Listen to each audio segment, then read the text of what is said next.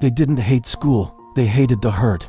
They hated pretending they were fine when everything was falling apart. They hated living in a world where no one ever bothered to ask why they were so tired. Then, Ms. Lyra walked in. She had determined eyes and a gentle voice. She was a woman who simply refused to give up on them. One day, she wrote a single sentence on the board.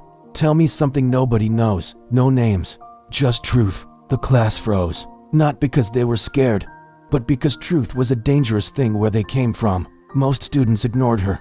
But one boy, Diego, reached for a piece of paper. Slowly, like it was burning his fingers, he wrote just 5 words. "I don't want to die." He folded it, dropped it into the box at the front of the room, and walked out without looking back. That night, Ms. Lyra sat alone and opened the box.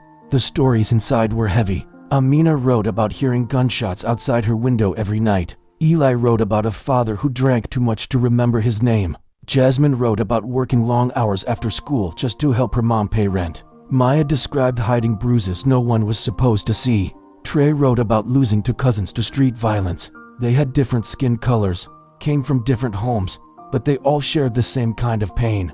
These weren't bad kids. They were wounded kids, living in a wounded world. The next morning, Ms. Lyra stood before them. "You are not broken," she said, her voice steady.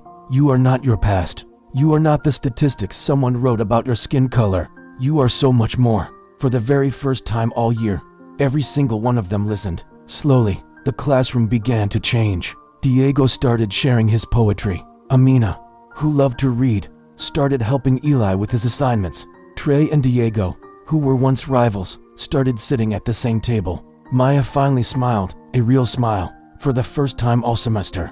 And Jasmine started journaling every single day. Writing didn't magically erase their scars, but it did something just as powerful. It made them feel seen. And once a person feels truly seen, that's when they can finally begin to heal. It wasn't just about the notebooks or the writing lessons. It was the belief. One teacher, in one room, who took one moment to understand them. That was enough to start a quiet revolution inside their broken hearts. When you show people their own value, you help them rise far beyond what the world ever expected of them. Compassion changes destinies, even if it's just one heart at a time. Thanks for watching.